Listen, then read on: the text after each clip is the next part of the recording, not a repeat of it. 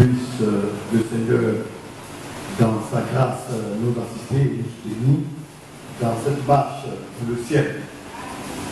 Le dimanche, je pense que nous avons reçu un très bon message. Et ce message, je le crois de tout mon cœur, a fait du bien à chacun d'entre nous. Le peuple a été édifié. C'est bon de savoir que lorsqu'on demande, le Seigneur nous donne. Oui, nous devons demander avec foi. Dans tout ce que nous faisons, nous devons apprendre à avoir confiance au Seigneur. C'est lui qui a dit, demandez et vous recevez. Le Seigneur n'est pas un homme pour mentir. S'il nous interpelle à demander, c'est parce qu'il sait qu'il peut nous donner. Et la demande s'effectue dans la prière. Nous devons racheter le temps. Nous devons gagner du temps. Au lieu de nous inquiéter, de nous soucier, nous savons que nous ne pouvons pas ajouter une coupée de vie ou bien une seconde dans notre vie. Pourquoi ne pas nous remettre à celui-là qui donne la vie? Dans nos besoins, dans nos préoccupations, aucun homme, aucun être n'a la capacité de faire quoi que ce soit pour lui-même. Nous sommes dépendants du Seigneur. Dans le monde, les hommes cherchent leur indépendance. C'est vrai. Mais dans le Seigneur, c'est dangereux de vouloir son indépendance. Quand tu veux être indépendant du Seigneur, tu t'exposes dangereusement. Il est bon d'être dans la dépendance vis-à-vis du Seigneur. Être dépendant du Seigneur, cela veut dire que tu ne peux rien faire sans lui. Tu ne peux rien entreprendre en dehors de lui. Je le disais à une bien-aimée,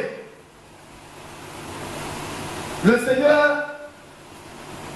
pour exécuter sa volonté, ne regarde pas à l'homme, mais il regarde à sa parole. C'est vous dire, un homme, aussi vil qu'il puisse être, Dieu peut l'appeler pour dire, viens et sois mon serviteur. Il peut n'avoir aucune considération de la part de l'homme. Mais celui-là qui sera discerné et qui comprendra que le Seigneur l'a appelé, quand il partira vers ce que Dieu a décidé, alors Dieu se placera derrière cet homme pour exécuter sa sentence. Regardez un peu la mère. Alléluia. De Samuel. Elle avait le désir d'avoir un fils, un enfant du Ouest. Elle en souffrait. Son mari était aisé. L'autre femme était féconde. Mais elle avait du mal à avoir des enfants. Et à chaque fois, elle est obligée d'appeler les enfants de sa épouse. Et suite à cela, on lui manquait de respect. Son mari l'aimait, mais cela ne suffisait pas pour elle. Ses épreuves à elle, c'était de faire un enfant. Ce n'est pas l'argent qui l'intéressait. Parce qu'à chaque fois que son mari devait lui donner de l'argent, là où il donnait à l'autre une somme, il lui donna le double, donnait le double. Son mari l'aimait bien. Alléluia. Mais elle est décidée à faire. C'est ce qui préoccupait sa femme. C'est ce qui était son souci en dehors de l'adoration. Parce qu'elle adorait. Alléluia.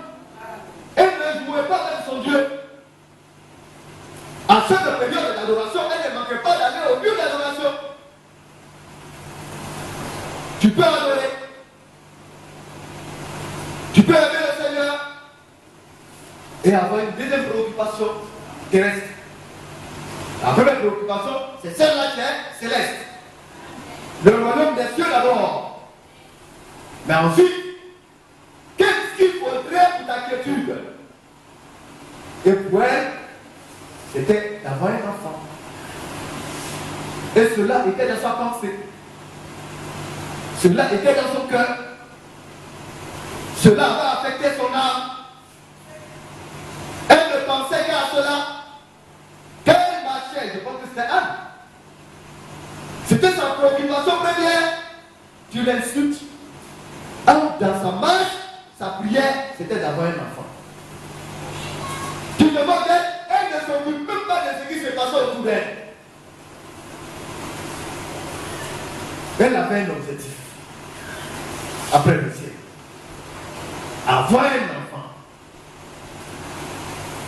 Et elle allait à la maison de Dieu pour y prier. Le serviteur de Dieu. Il était serviteur de Dieu. Alléluia. L'ayant vu, il pensait que c'était une femme légère. Parce qu'en Israël, ça s'est passé. Hein? Il y a des hommes qui se tapent. Et quand elle vient, quand elle commence à prier, il dit, mais dis donc, qu'est-ce qui se passe? Ils nous ont tellement vu. Et qu'il s'est dit que, ça c'est encore une autre soeur, encore tu as bu le verre.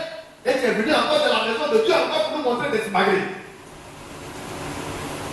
Et quand il a cru en cela, et qu'elle s'en est rendu compte, elle a dit au serviteur de Dieu, oh serviteur de Dieu, ne pense pas qu'il soit une femme légère.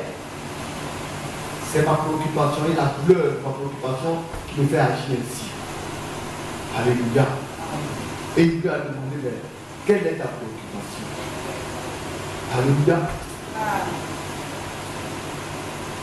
Si je me trompe même, peut-être qu'il n'a pas demandé, mais seulement il a dit une parole. Que le Seigneur t'attende et qu'il exerce sa réaction sur ton Dieu. Le serviteur de Dieu a parlé. Bien aimé. Et Dieu a exaucé. Dieu ne regarde pas aux hommes, mais il regarde le don. Il regarde à sa parole. Chacun a une préoccupation majeure. Pour toi, ça peut être la guérison. Pour toi, ça peut être le travail. Adore Dieu et fais de cela l'objet de tes pensées. Parce que quand on pense, ce qu'on pense se réalise. C'est pourquoi Dieu ne voudrait pas qu'on utilise nos langues pour dire n'importe quoi. Alléluia. Parce que la parole est sacrée. Pour un enfant de Dieu, ce qu'il confesse doit pouvoir se réaliser. C'est pourquoi il dit bénissez. Mais si de ta langue sort la bénédiction, et que continuellement c'est la parole de Dieu qui est sur ta langue pour bénir, mais ta langue sera exercée à de bonnes pratiques, de sorte que demain, quand tu vas utiliser cette même langue à ta faveur, Dieu va t'exaucer. Mais si tu maudis, ta langue est habituée à la malédiction. Alors quand tu utilises cette même langue pour dire au Seigneur, souviens-toi de moi, alors Dieu te maudira. Parce que la malédiction est attachée à ta langue. C'est pourquoi Dieu dit de bénissez, ne maudissez jamais, mais bénissez. Un enfant de Dieu, c'est cela. Alléluia. Nous avons notre soeur Vincent qui a perdu sa soeur. Tous les secteurs de Dieu lui disant ses condoléances.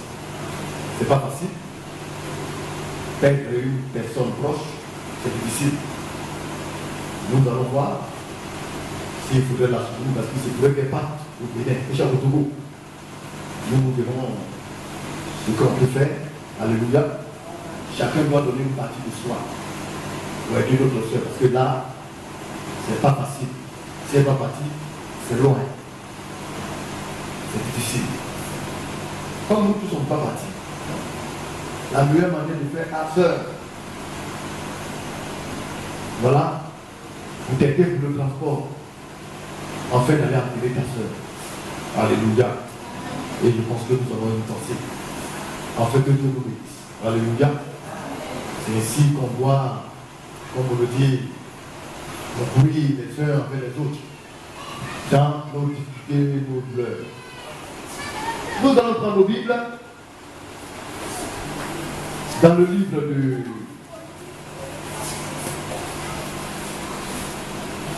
Hébreux, le chapitre 12, le verset 1. Nous devons comprendre que quand on est enfant de Dieu, il y a beaucoup de regards, beaucoup de Dieu qui nous regardent. Nous ne sommes pas seuls. Nous ne marchons pas seuls. Ton comportement va attirer l'attention de beaucoup d'hommes. Si ton comportement est bon,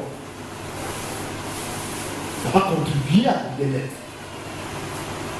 Si ton comportement est mauvais, ça va aggraver tes douleurs. Or, ce que Dieu veut, c'est que nous puissions analyser nos douleurs, parce que nous en aurons toujours. Les douleurs ne cesseront pas de venir. Mais pourtant, ce sont les douleurs qui éteignent notre foi. Ce sont les douleurs qui nous amènent de attendre vers ce qui est parfait. Et nous devons comprendre. Nous sommes aussi, verset 1, chapitre 12 d'Hébreux. Puisque nous sommes environnés d'une grande nuée de témoins, raisonnons tous à dos. Et le péché qui nous enveloppe si facilement. Oui, le diable rouge.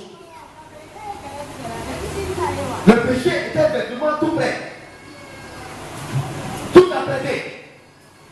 Si tu ne le pas gaffe, il va t'envelopper.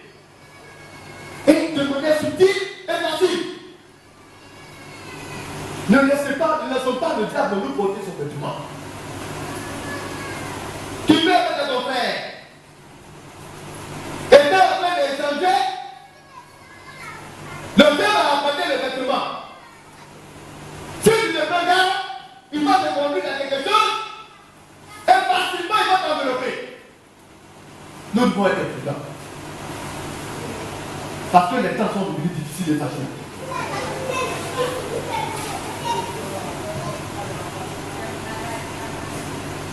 Et courons encore de persévérance dans la carrière qui nous est ouverte. On parle d'une carrière. Vous parlez de carrière, on peut parler par exemple d'un médecin. C'est son travail. Et il franchit les étapes. Il est médecin. Et il peut poursuivre jusqu'à ce que quasiment il termine professeur de médecine. Alléluia. Même souvent, ils vont jusqu'à faire des spécialités. C'est une carrière qui suit. Il meurt là-dedans. Mais nous, notre carrière, c'est lequel? Du moins, c'est laquelle? C'est notre foi. C'est notre marche. C'est notre vie en Christ. C'est notre raison d'être. C'est notre manière de vivre, de marcher. C'est ainsi que nous sommes. Être pour Dieu. Vivre pour Dieu. Marcher avec Dieu. Parler comme Dieu parle. Avoir les regards de Dieu. C'est notre carrière. Ayez les regards fixés sur Jésus. Bien-aimés, ayons les regards fixés sur le Seigneur. Quand vous regardez la chair, ne regardez pas l'homme. Mais regardez ce que les hommes ici, envoyés par Dieu, vous présentent. Parce que c'est Jésus que nous vous présentons. Mais qui est Jésus? Il est la parole. Ayons les regards fixés sur la parole de Dieu. Parce que quand on a les regards fixés sur Jésus, lui, il suscite en nous la foi. Susciter. Rendre manifeste. Emmener la foi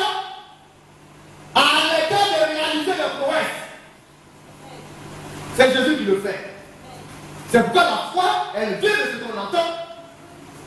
Et après avoir entendu la parole, alléluia, ce qu'on entend doit venir de Christ, de Jésus-Christ. Et à cela, nous devons accomplir la ferme assurance. Nous devons être fermes, avoir confiance, une ferme confiance. Afin que Dieu démontre ce qu'on ne voit pas.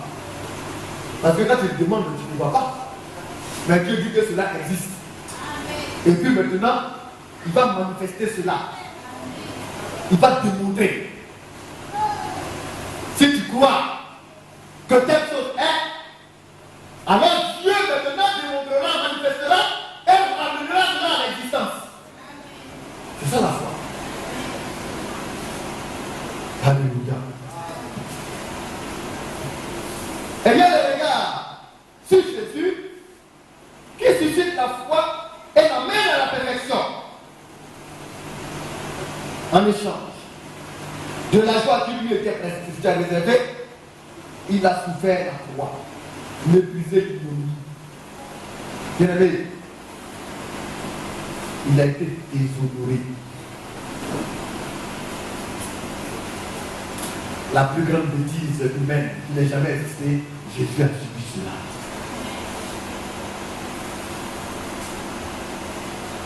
Mais quand vous lisez, vous allez voir, il fait savoir que les incompréhensions vont être. Il aura des oppositions. Mais l'enfant de Dieu ne doit pas être surpris de ça. Jésus a eu des oppositions. Vous pensez que nos petites oppositions, là, c'est quelque chose d'auprès de lui? Il était Dieu. Et il a vu des bons amis, des hommes qui le veulent bien, qui ne sont rien lui manquer de respect. Il a vu ça. On va dire peu et plus, voilà, peu et plus. Il a souffert la croix, méprisé l'ignominie, et s'est assis à la droite du trône de Dieu. Considérez en effet celui qui a supporté contre sa personne de telles oppositions. Il a eu des opposants, des moqueurs, des injurieux, des pervers, des méchants. Jésus a connu cela. Mais nous, dans nos petites oppositions,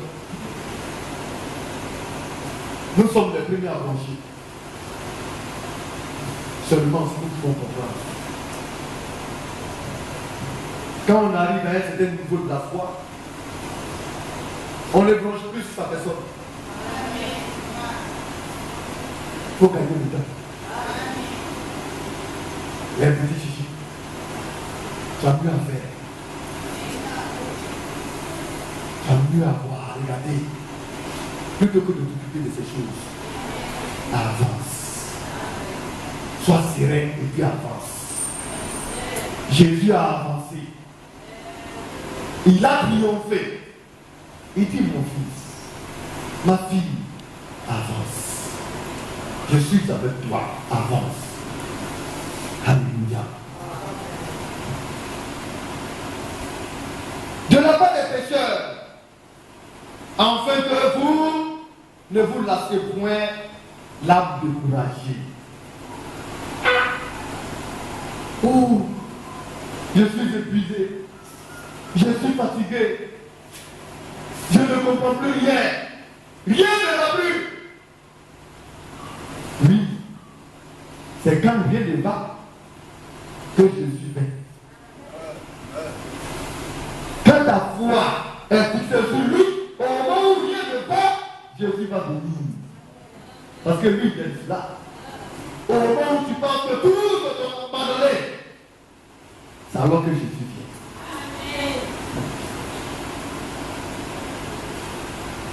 Soyons patients. Alléluia. Alors, nous continuons dans notre sujet Comme nous étions en train de parler, nous parlons du cri de commandement. Nous avons vu le Seigneur qui, une fois au tombeau, a appelé le nom du mort. Et le mort a répondu son maître. N'est-ce pas? Et nous allons parler dans quel corps ressuscitera-t-il? Et le Seigneur nous a fait comprendre que lorsqu'on sème une sémence, le corps qui a été sémé doit d'abord pourrir. Alléluia. Et ensuite, notre corps lui sera donné afin qu'il apparaisse. Bien-aimés, tranquillisons-nous. Les promesses du Seigneur sont véritables. Si c'était petit, et à jouer ballon, ton pied cassé, tranquillise-toi. À l'avènement du Seigneur, tu ne apparaîtras pas avec un pied cassé. Si tu es bon, bien aimé, tu ne seras plus bon. Parce que nous serons renouvelés. C'est notre corps qui sera donné. Un corps parfait. Amen.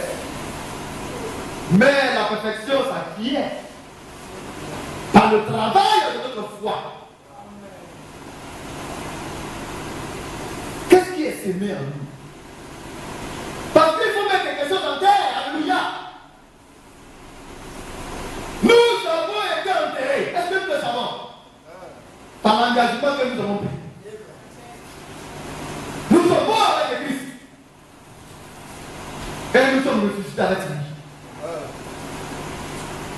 Revenu à la vie, à la surface, le péché a été englouti. C'est une autre vie qui nous a été donnée. Le Seigneur a réglé notre vie de tout ce qui était réellement notre passé mauvais. Le Seigneur a effacé. Nous sommes devenus des petits vierges. Alléluia. Et le Seigneur maintenant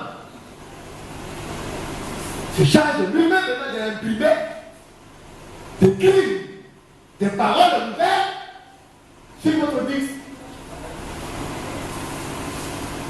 C'est pourquoi nous devons être une nouvelle créature.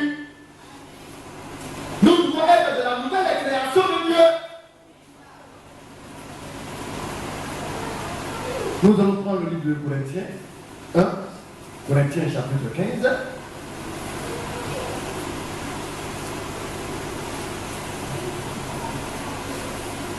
Le bien-aimé va me dire.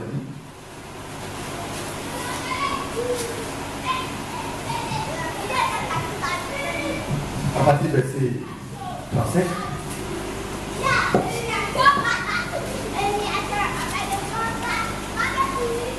1 Corinthiens chapitre 15, à partir du verset 35. Mais quelqu'un dira, comment les morts ressuscitent-ils et avec quel corps viennent-ils? Insensé, ce que tu sèmes ne reprend point s'il ne meurt. Alléluia. Alors nous le savons.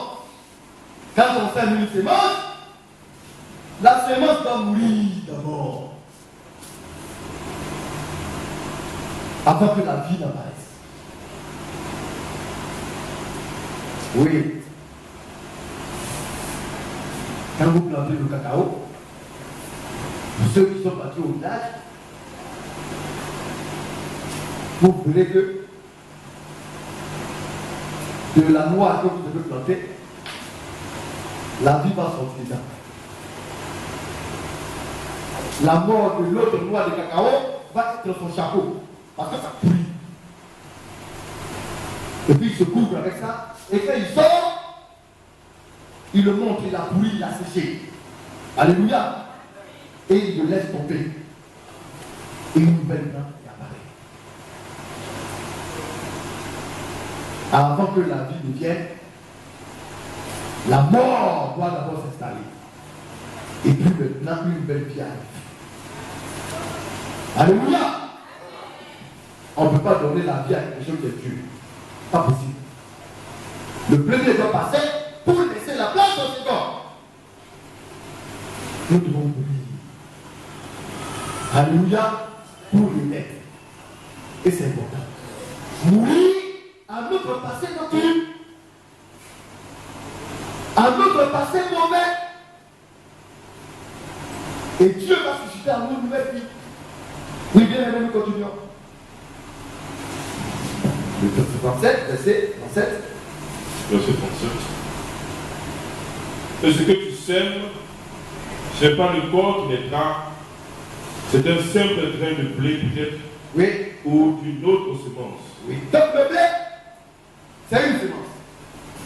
Et le Seigneur a aimé à utiliser le blé parce qu'il nous a comparé au grain de blé. Le blé est une bonne semence. Les frères ne comprennent pas. L'importance du blé. Quand il est seul, il ne sert à rien. Le grain de blé, il est si petit, tellement miniaturisé. Mais pourtant, il est nécessaire. Si vous prenez un grain de blé et vous écrasez, sa farine là, vous n'allez pas prêter attention à ça. Parce qu'il est seul. Et puis il est tout petit. Il ne peut même pas nourrir un moineau. Quand tu l'écrases, ça devient une petite poutre. Tu vas jouer avec le doigt, et puis ça finit, ça va passer. Mais quand tu les associes, et qu'il y a 1000 grains de blé, des milliers de grains de blé, on n'avait plus cela maintenant, les farines, on dit la farine. Ça devient important. C'est que tu ne comprends pas. C'est que sans ton frère et ta soeur qui est à côté de toi, tu n'es rien. Ce sont des symboles forts dans la parole. On prend la farine, on fait pain. On attrape croissant. Pas bien les croissants là. Alléluia. Et Dieu bénisse notre papa. Mais vous savez comment le croissant, les croissants ont été faits? Et c'est le croissant que vous mangez. Vous savez combien de blé il y a là-dedans? C'est beaucoup de grains de blé. Parce que vous parlez de farine, il faut l'assemblage de plusieurs grains de blé moyés. Alors le Seigneur a utilisé le blé pour typifier l'Église. Quand je comprends ça, je ne serai plus prétentieux. Je ne peux plus être orgueilleux. Parce que mon frère qui est à côté de moi, c'est moi-même. Si quelque chose lui est arrivé, ma bénédiction s'arrête. Sa mort est ma finalité. Mais quand on comprend ça, il n'y a plus de rivalité, il n'y a plus de querelle. Est-ce que nous pouvons comprendre que chacun est précieux? Il ne faut pas Satan va me donner ses yeux pour regarder mon frère et ma soeur de travers. Parce que ce sont les yeux de Satan qui font ça. Mais quand j'ai les yeux de Dieu, le jour que Dieu me bénit, je pense un peu à mon frère. Et je pense toujours à mon frère parce que je sais que demain je vais besoin de lui. Les Juifs ont compris cela. C'est pourquoi ils sont un petit peuple au milieu de nations, mais le petit peuple le plus puissant. Je dis puissant, hein? On dit, mais les États-Unis sont puissants, mais c'est les Juifs qui font les États-Unis. Vous allez partir en Russie, c'est les Juifs qui font les Russes. On me dirait l'Allemagne, la première puissance européenne, c'est les Juifs qui font l'Allemagne. C'est un petit peuple, mais considéré partout dans toutes les nations. Parce que la sagesse, sur ces choses-là, leur a été donnée. Mais nous sommes des juifs chrétiens. C'est pourquoi la valorisation de chaque frère, elle doit être une nécessité pour chacun d'entre nous. Bien aimé, Oui, frère, nous continuons.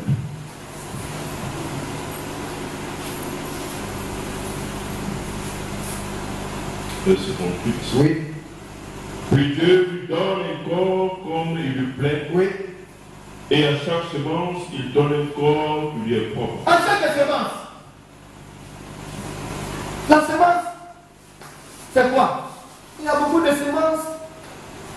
Il y a graines. Il y a maïs. Il y a arachide. Il y a graines de Congo. Il y a graines de papaye. N'est-ce pas? Il y a plusieurs types de semences. Mais en réalité, il y a deux semences. La semence divine et la semence diabolique. Ça, c'est le monde naturel, où il y a les papayers, les manguiers et autres. Mais dans le spirituel, il y a deux types de semences.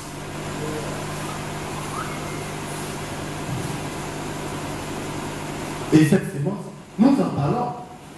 Nous allons aller dans le livre de Pierre.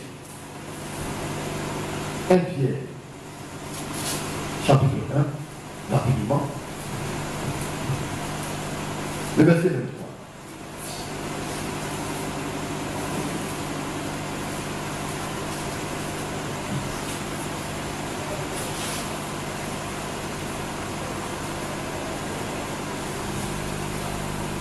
Puisque vous avez été régénérés, non par une semence corruptible, mais par une semence incorruptible, par la parole vivante et permanente de Dieu. Bien-aimés, nous avons été régénérés. Régénérés, c'est quoi?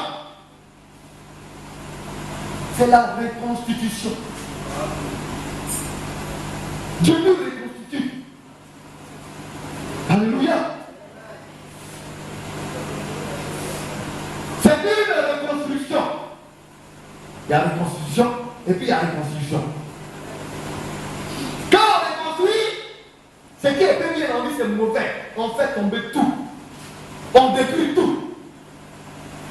Alléluia. On déracine tout. Et puis on refait. Dieu nous dépouille. Il ôte tout ce qui n'est pas de lui en nous.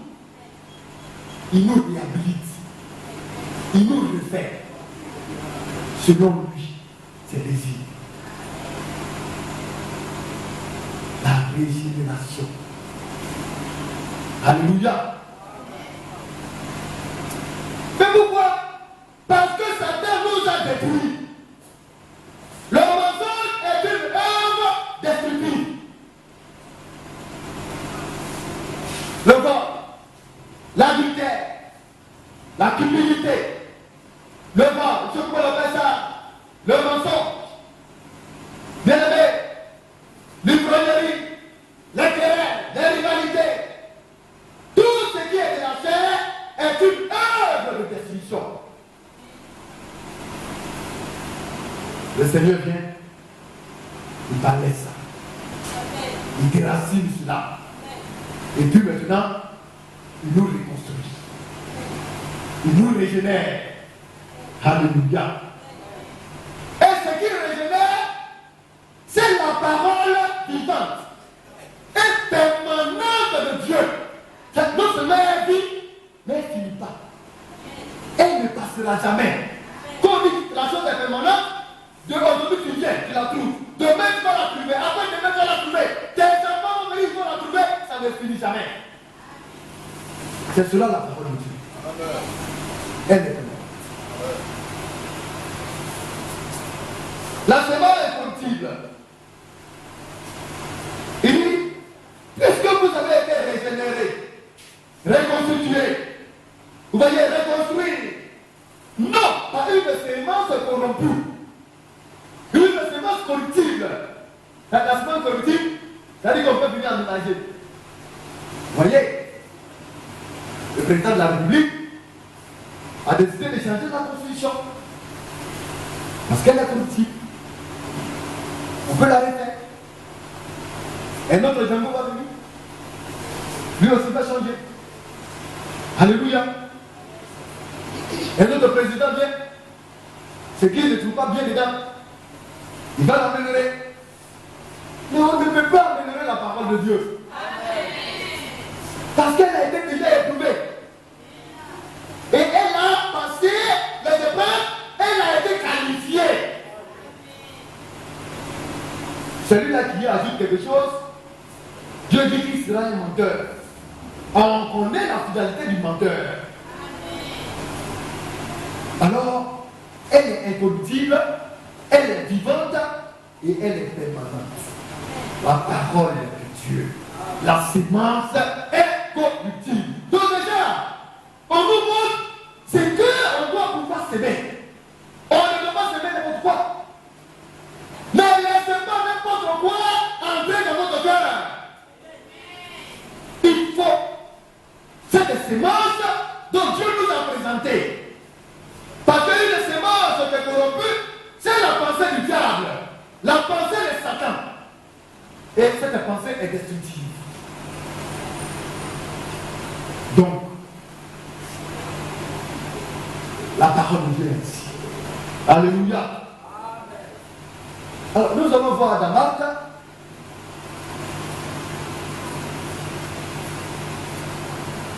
Marc chapitre 4.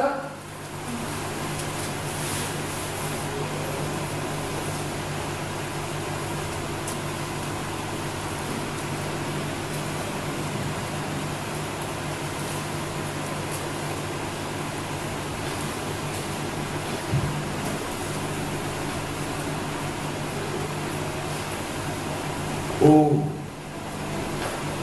Nous allons lire d'abord le verset 14 et puis nous allons monter un peu. Le verset 14. Alors quand on parle de semeur, c'est celui-là qui attrape la semence et puis qui sème. Oui, le semeur là, il sème quoi? Oui, bien aimé. Le semeur sème la parole. Alors, vous voyez, quand les ministres de Dieu sont là, la parole qui vous apporte, c'est comme s'ils semaient la parole. On lance sur les terres. N'est-ce pas? Et nous vous en parlons. Nous vous l'indiquons. Comment faire pour que nos cœurs soient une terre fertile? Parce que ce que le Seigneur cherche, ce n'est pas les miracles, ce n'est pas les prodiges, ce n'est pas les sacrifices. Alléluia. C'est notre obéissance. C'est le fruit que le Seigneur veut. Mais beaucoup de fruits. Alors le semeur sème la parole. Bien aimé, nous allons vous voir un peu cela. À partir de ce chapitre 4. Jésus se mit de nouveau à enseigner au bord de la mer. Oui. Une grande foule s'était rassemblée auprès de lui.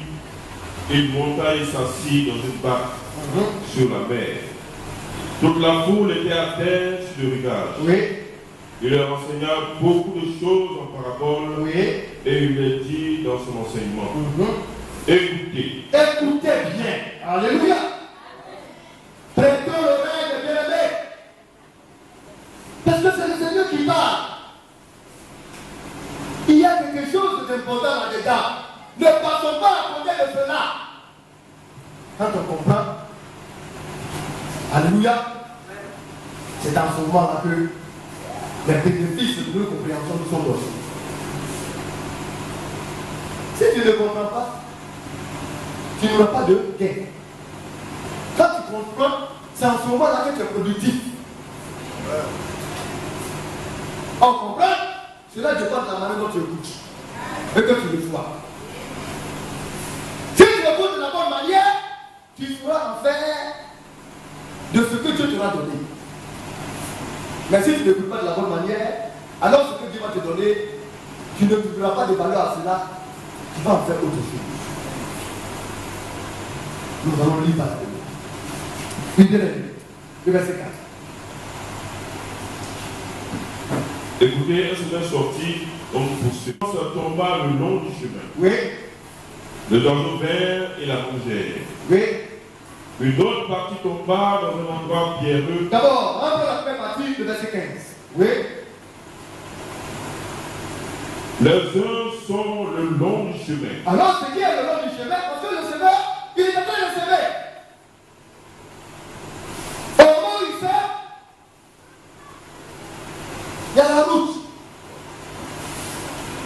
terre.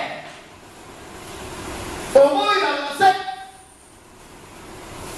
il y a une partie qui est tombée sur la route, le long du chemin.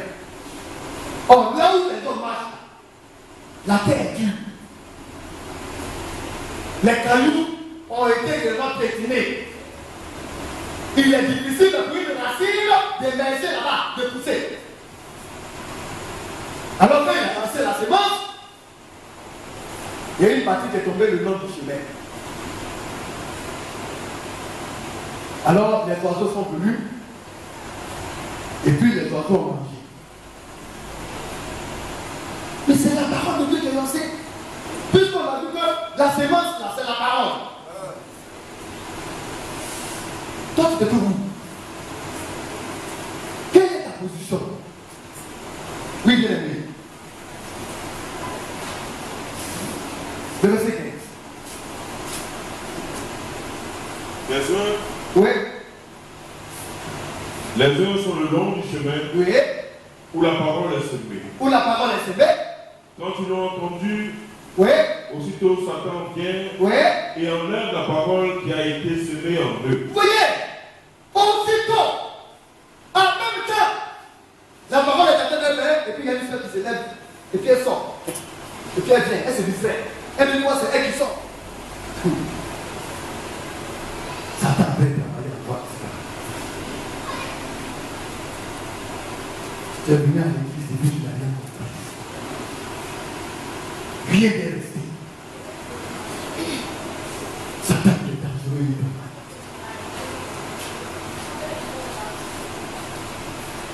Parce que aussitôt que ça a été lancé et que c'est tombé, Satan il vient. C'est pas ça? Frère, toi reviens encore.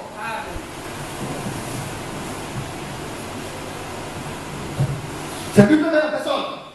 Alléluia. Les uns sont le long du chemin Oui. où la parole est semée. Oui.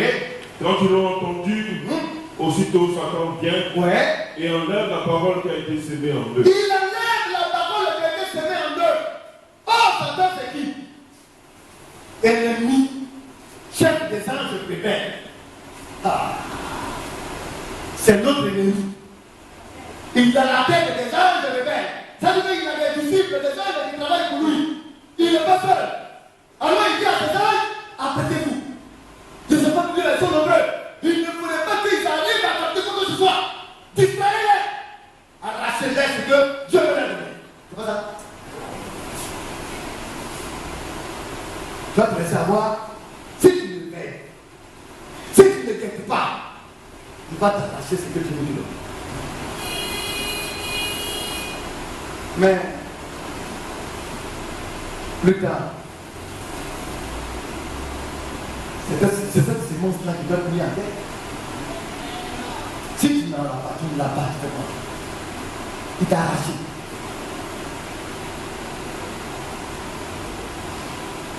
Bien aimé. Regardez-moi les chiens.